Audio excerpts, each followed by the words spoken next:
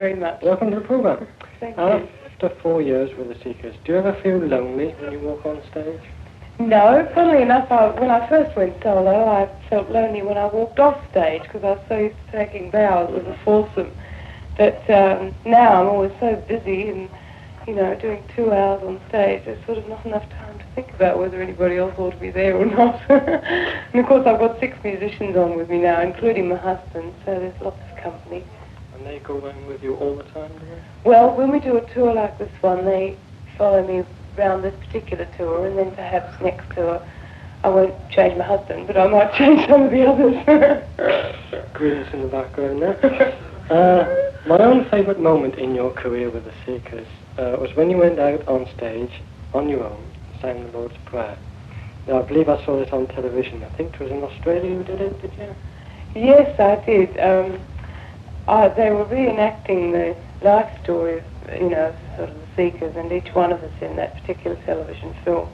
And that night was one in an open-air music bowl in Melbourne. It was a jazz concert, actually, and I decided that I wanted to sing the Lord's Prayer because I'd seen Mahalia Jackson do it at the Newport Jazz Festival. And I did it, and it was the first standing ovation I've ever had, actually. It was a thrilling night. I must say, when I saw it on television, you really put everything you had into that one. Oh, yes. Absolutely marvellous. You are now happily married to your musical director, Mr. Ron Edgeworth. Do you find it difficult to mix your family life and your work so closely? Well, it's the only way we can work at the moment, to completely intermingle family and work,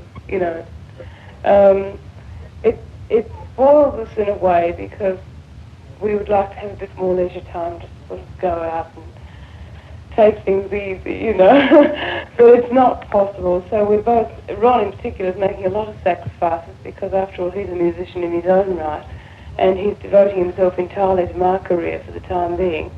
But we figure, everything in its place, perhaps in a couple of years when we have a family and maybe I want to retire for a year or something or other, we'll be able to have a laugh of our own then.